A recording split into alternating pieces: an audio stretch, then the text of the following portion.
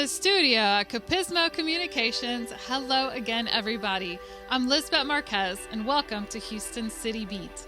I'm happy for you to join us as we once again bring you another fun episode showcasing our neighbors and stories throughout the greater Houston area. On our last episode, Mike Acosta spoke with Flight Director Ed Van Cise at NASA's Mission Control Center. Today, we'll bring you part 2 of that conversation. And I recently visited the Cool Bus and spoke with owner Lance Cavazos. It was a lot of fun, and I got all the ins and outs of one of the coolest ways to ride around Houston. But first, let's take a look at part 2 of Mike Acosta's conversation with NASA Flight Director Ed Van Cise, where we learn more about today's manned space program.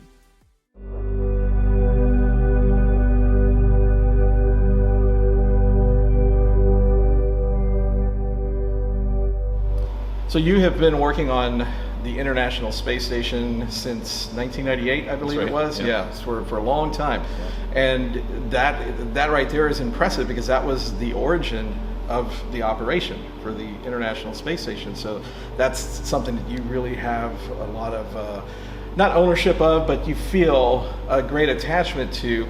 Talk a little bit about the daily maintenance of that flight. That's a flight that is constant. It's 365. A little bit about what goes into the daily routine, I guess you could call it. And it's great for you to talk about that because the room that we're in right now actually is the Blue Flight Control Room, and that's where the baby space station was actually controlled from. This is where I had my roots and my beginnings. Actually, right behind you is where I first started at the OSO console. And Space Station has developed and grown.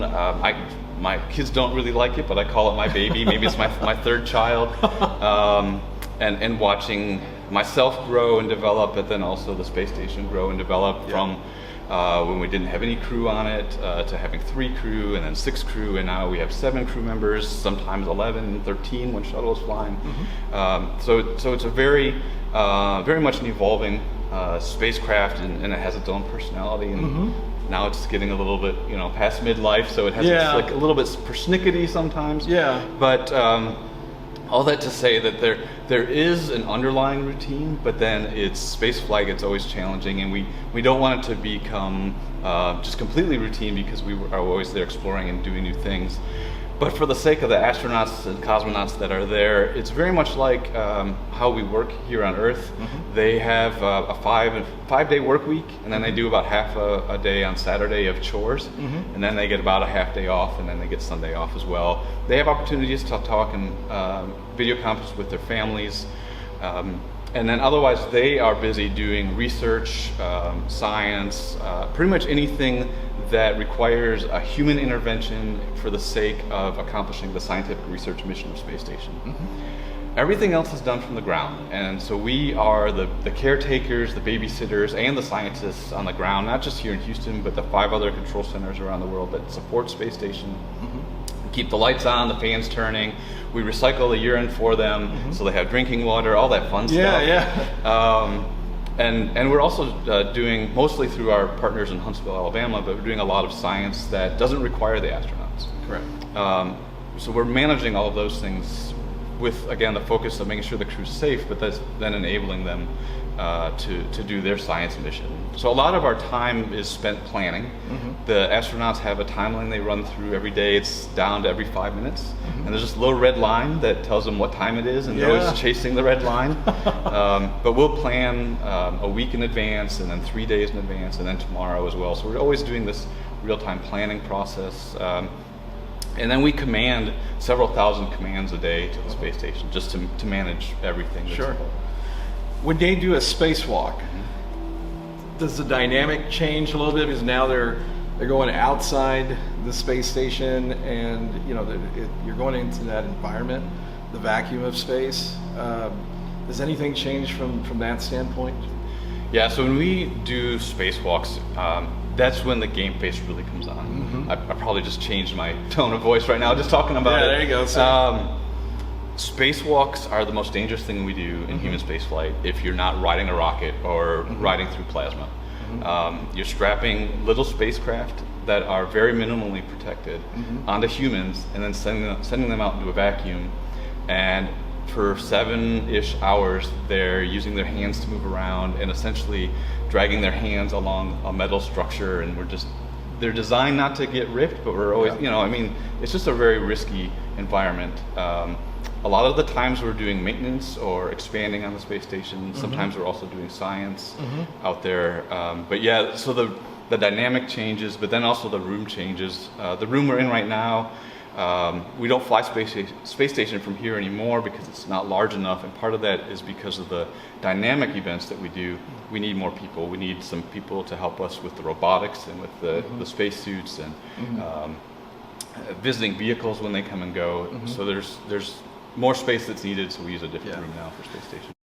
So like the space shuttle used to dock with the ISS, and you have some of the other capsules that dock with it. Does that change too? Is that a game phase type of situation when you're actually making a docking motion to the space station? Yeah, from a space station perspective, the space station flight director, what we're doing is really two things. One, we have to make sure the space station is at the right place in space, pointed in the right direction. But then we also manage call it the airspace around the space station. And so there's this ellipsoid, this big football-shaped environment that we actually manage and we're in charge of. And so if the visiting vehicle could be a crew or uncrewed Dragon or a Starliner or a Cygnus cargo vehicle, we manage that airspace. And so the company or the company that's bringing up the cargo vehicle, they are coordinating with us to make sure we're okay for them to continue moving forward, because we want to make sure that the space station and the crews are going to be safe. And so we do actively manage the space station and have insight into what those vehicles are doing to make sure that we're not at any risk to a collision or something else going on. The area code for the space station is 281, right? That's right. It's connected to a device down here, and it's a 281 area code, That's right? Yeah. And only the astronauts can call out by dialing 9, right? Right. So it's even up there. It's the same thing, right? Yep. It's as if you're sitting here at a desk phone. But yeah, if they do call and you see it on your caller ID, don't write the number down and try to call it back. It won't patch through. But yeah. Yeah, you can't call the space station, right? Yep.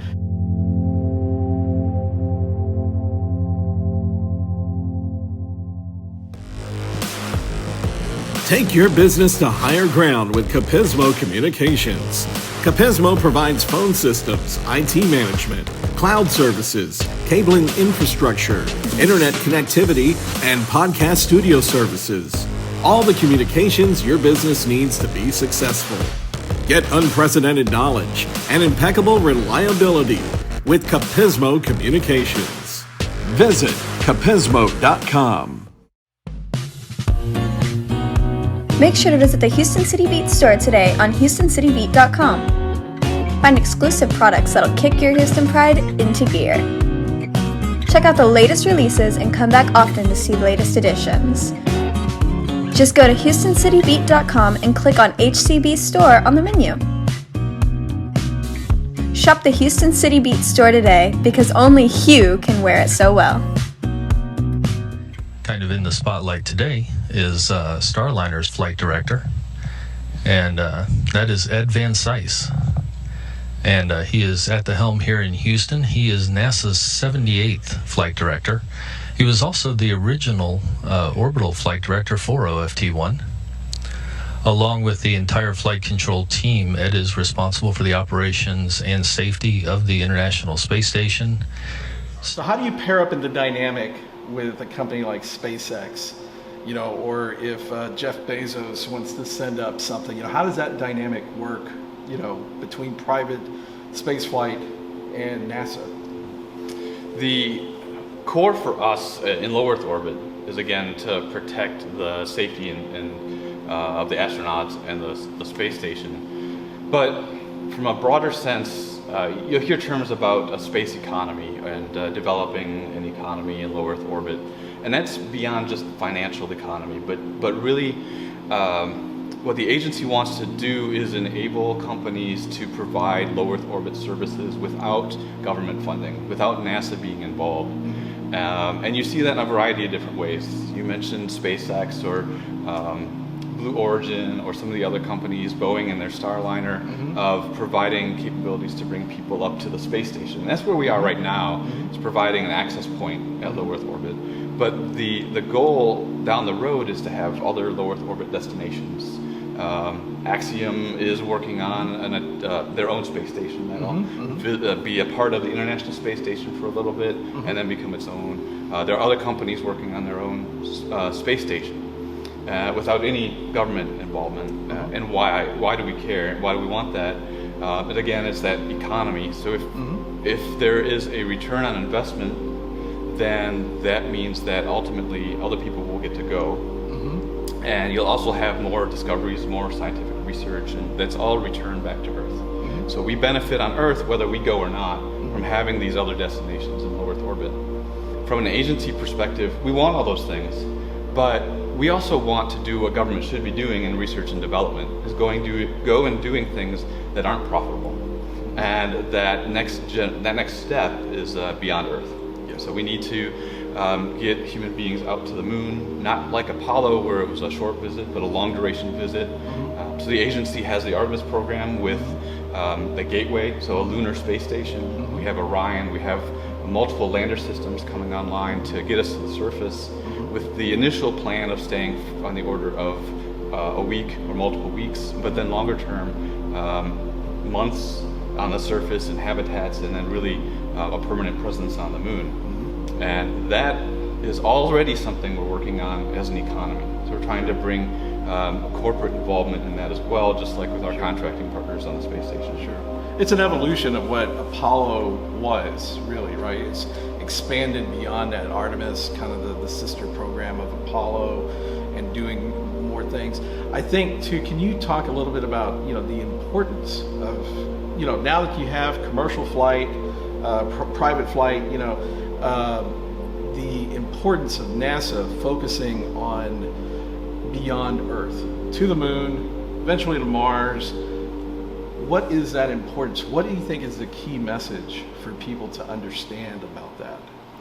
What's really interesting about that question is that there are a lot of different answers, and you can gravitate towards any one of these answers, and by itself, it's reason enough to go do it. So, for example, just pure exploration, altruism, what's out there.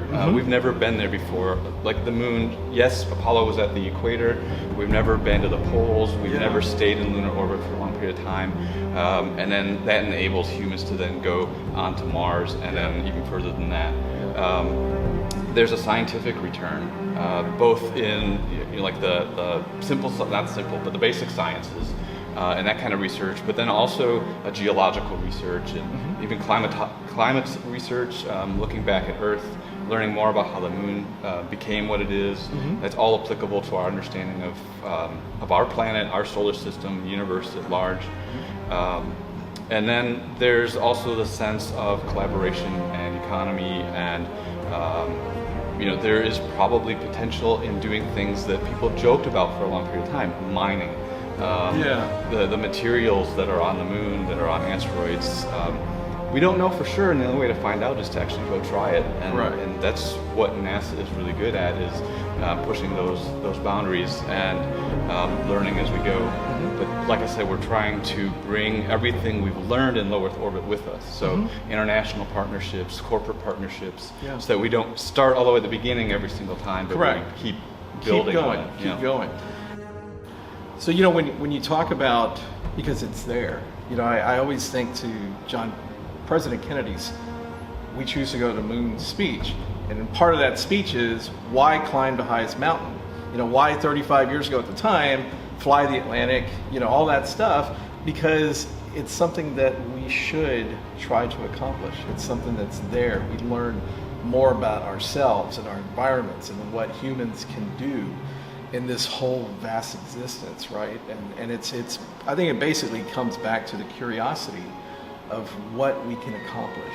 And I think that's kind of the spirit of NASA. Is that correct, do you think? It is. And the one thing that's I thought also important to add to that is NASA doesn't go out and do this and then just keep everything. And it's the lucky few that get to go, or the lucky few that get to work on it, that benefit from it. Everything that happens in space gets returned to Earth. The money gets spent on the Earth. Correct. And so maybe another reason to talk about a reason to go do all these things is maybe the selfish Earth-based reasons. You see a lot of technological advancements. Mm-hmm. You see a lot of learning about ourselves and our planet as we make off and go do these things out beyond Earth. So there's definitely we're all in it, as a planet type of thing.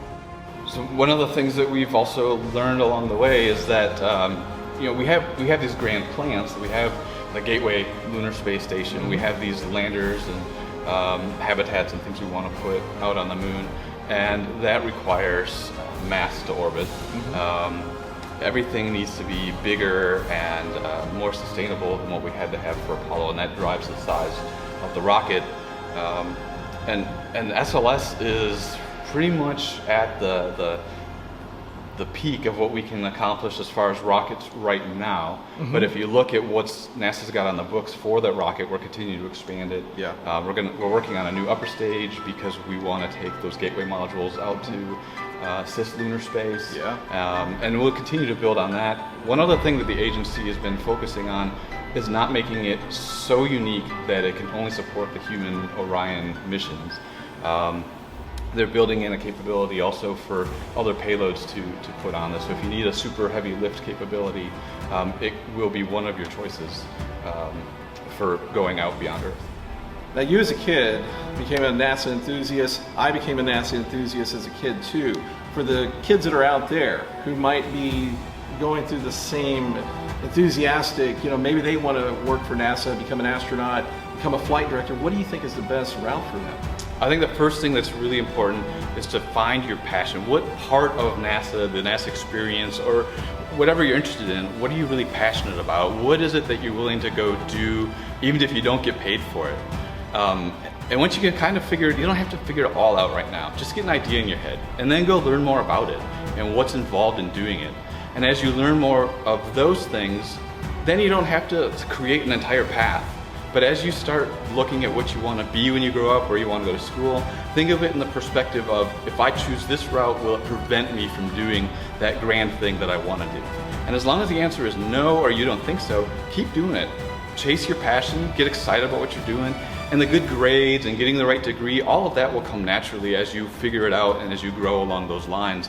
But if you're not having fun, then especially if it's a really hard thing you want to do, it's probably not worth it. So go look for that thing that's fun and chase after it, and that'll get you there.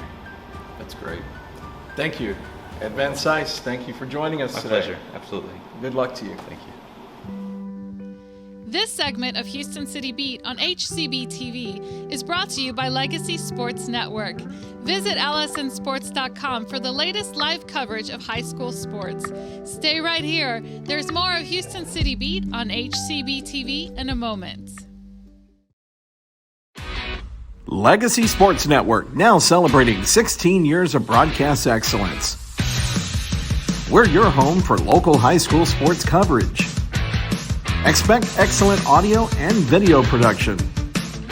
Whether listening at home or at the game, find us at lsnsports.com. Legacy Sports Network, building a legacy, one game at a time.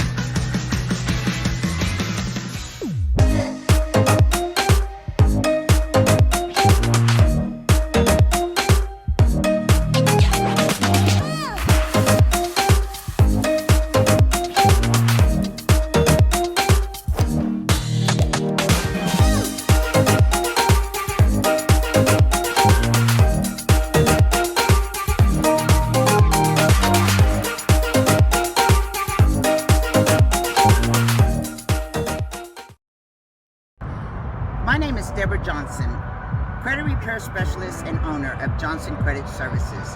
I help the community with credit issues. I am an ambassador, and I got the beat on HoustonCityBeat.com.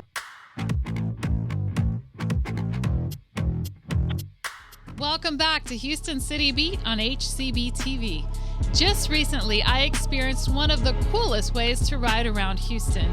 I sat down with Lance Cavazos, owner of the Cool Bus. Let's take a look. Thanks for being here with us today, Lance. Thanks for having me, Liz. I'm excited to be on your show. Yeah, me too. I love your bus. Y'all have to go check out his website at coolbushouston.com. So I want to know what inspired you, Lance, to start Cool Bus Houston. Well, I used to work for the Houston Texans, and the guy who was our mascot, who was Toro, told me about a friend of his who started a party bus company in Atlanta called the Fur Bus. And so I thought that was a pretty interesting concept. So I called the guy up, got some information about it, learned his story, and I told myself, I want to own a party bus, I want to start a party bus. That was in 2008. Well, when you work in sports, you don't have any money or free time. So the idea kind of sat dormant in my head for a few years. Fast forward to 2013, we went to a wedding in San Diego where they had booked a party bus to take everybody out for their wedding activities. And the guy who owned the party bus then, he and I got to know each other. We had a few phone calls after the wedding was over, and I kind of reignited the fire. At that point I said, all right, I'm gonna establish my LLC 2013, and I'm just gonna figure out what it is like to be an entrepreneur. So then in 2015, I found we're sitting in right now, the Cool Bus. Found it for purchase, I bought it, and about 10 months later it was up and running in 2016, and haven't missed a beat since. That's awesome. So this is not your regular bus, right? So you had to come in here when you purchased the bus, you had to do a lot of the changes that you see, which is what the Cool Bus Houston is now. So did you do this yourself, or you sent this out to a company that made all these changes for you? Well, luckily the bus that I purchased, ironically enough, was a tailgating bus for Texans games. So I saw it for sale on the side of the road. It had Texans logos all over it. The guy was selling it because he had converted it into his own party bus for Texans tailgating events. And so he had already actually removed the seats. He added the bench seating that we're on right now. He added some sound effects to it. He also had the vertical support beam that you see in front of us right here. He added that already. And this is what you call the vertical support beam? I call this a vertical support beam. This is not a stripper pole. This is a vertical support beam. It has a structural integrity to our bus right here. Oh, wow. Okay, and I thought all this time it was a stripper pole. No, definitely not. No. Okay, good. But so after I purchased the bus, he had already kind of done the framework for me. So I wound up finding a company to reupholster everything, add the sound, add the lighting, add my air conditioning, paint it, do my decor on the outside, and really make it to what it is, the Cool Bus right now. Okay, great. So being an entrepreneur comes with challenges at times. So what is it that makes all of those challenges worth it for you? That's a great question, and what makes it worth it to me is when I can be on the bus and I can see families who have been continuously booking the Cool Bus year after year after year, and I can see their kids grow from infants to toddlers to young kids. They're bringing their family on here because they want to experience the Cool Bus together for Christmas lights, or for maybe for a prom for their oldest kid, and then their youngest kid is just entering high school. Well, 4 years later, they're going to prom, which we've done before. We've actually done 2 proms a few years apart from each other for one of the oldest and then the youngest. But one of the most memorable times I can remember was we did a wedding for a group of young ladies, and or we picked up the bridal party from their house, and on the way to the venue, the girls were talking and they were having fun, and I could just hear them over talking to each other and say, this was the best money we ever spent of the whole wedding. Yeah. It was booking the Cool Bus for just a few minutes, or about an hour to drive the Cool Bus from their house in Rice Military out to their venue in Spring, Texas, and they were just able to relax and have a good time on the bus. And so to hear them say that, I knew I was onto something. That was probably within my first 3 months of operation. Nice, that's a good way to get started. That's right. So what about your worst experience? You gave me a story at the front end, when we were talking earlier. You mentioned a little bit about it. You want to tell us about what happened and how you overcame that big obstacle that you faced? Yeah, absolutely. So we had we were doing a prom, and we had some kids on the bus who were trying to partake in a few things that might not have been kosher on the bus. So bad kids. Very bad. And so we had to tell them to stop doing their activities, and they did. Well, fast forward about 45 minutes later on the bus, we were driving out to their after party where I was going to be taking them, and I got a flat tire, had a blowout. And so I had to pull over into a grocery store parking lot. Luckily, we were it just happened to be there. It was kind of like a beacon of light that I was able to coast into this grocery store parking lot. Everybody got out of the bus. Everybody was safe. We took the kids in there. I bought them some snacks and some Cokes and things. And then their parents, luckily, were only about 20 minutes away, so they came and picked them up, took them back to where they were going. Well, I had to sit there and wait for the tow truck to show up with a new tire and get me back on the road. Well, that was at about 11 o'clock when that flat tire happened. I didn't get home till about 7 a.m. the next day, and it was also Mother's Day weekend. So I didn't get home till about 7 a.m. Mother's Day, and it was just a very long night, very long day, and but I made it home, and everybody was safe. But it was just an experience that's one of those stories that I'm always going to remember about being an entrepreneur, running this bus, and having that experience. Which makes rules important, right? So which leads me to my next question. What do you not allow on this bus? So we do not allow glitter. I hate glitter. No glitter. No glitter on the bus. It gets everywhere. It gets sticky. It's very difficult to clean up. We don't allow confetti. We don't allow feather boas or silly string. With the confetti, we've kind of a funny story about the confetti. We had these balloons that people had decorated the bus with for a bachelorette party. And at the end of the night, I was going around popping all the balloons. Oh no. And the very last balloon I came to, I popped it and confetti went everywhere. And I just sat, it was about 3:30 in the morning at this point, and I just sat there and I just shook my head and I just had to take it. I was like, I just couldn't believe that the very last thing I was trying to clean up had confetti in it. So that's when I made the rule, no confetti allowed. So what about alcohol, teenagers and alcohol? Do you allow that? Oh, absolutely not. No alcohol for the teenagers? No alcohol at all. And we've also had some run-ins with that along the way, but we've had to, we're very strict on when it comes to that policy, and we do not allow alcohol for underage kids on the bus. And if you try to sneak it on, we'll see it and we'll throw it out. And the bus driver will catch you. And we're going to end the ride right there. Yeah. So, while we're the cool bus, we're here to have a good time. We do have rules, especially underage drinking, we do not allow on the bus. Okay, great. And what about for the adults? What do you not allow adults to do on the bus? So I would say fighting, definitely. No fighting? What fun is that? No fighting at all on the bus. And any kind of illegal drugs, illegal substances, we do not allow any of that on the bus. And so same thing with the kid. If we see that, we would tell the adults to stop, and we would have to end that ride immediately. They will get busted. So what about when you're driving? Do you let people stand up when you're driving? Absolutely. Is that like a thing? Yeah, definitely a thing. It makes it more fun. That's part of being on the cool bus. You can stand up, you can dance. Some people really enjoy being on our bus because you can do that as opposed to a limo where you have to stay seated the whole time. It might be cramped up. On the cool bus, you can kind of stretch your legs a little bit. You can stand up, you can dance, you can take a ride on our vertical support beam, and you can take a ride on your vertical support beam. That's right. Yeah, so you can take a spin on it if you will. Some people. Oh, the vertical support. Yes. Okay, sorry. Hello.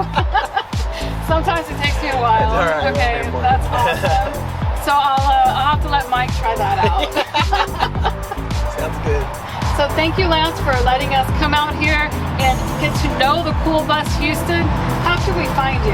Yeah, you can find us on our website at coolbushouston.com, or you can find us on our social media channels on Facebook and Instagram at Cool Bus Houston. A lot of people will book us for different types of events. So we do everything from weddings, we do birthday parties, adults and kid birthday parties.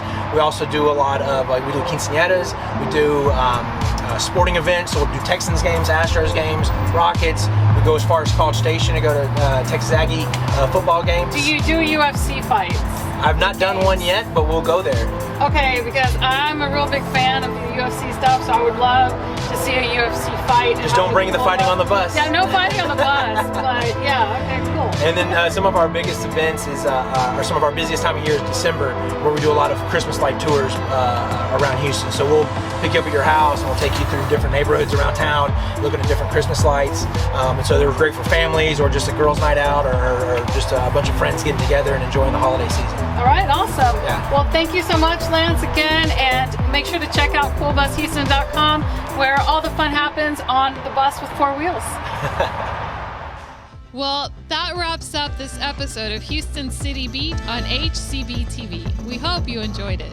We want to thank our sponsors, Capismo Communications, Legacy Sports Network, and Fun Faces. Make sure to visit us at HoustonCityBeat.com. At Houston City Beat, we are proud of the city that we live in, where there are so many wonderful things happening in our communities. Together, we have the pulse of one, and there's just something about that beat. Houston City Beat.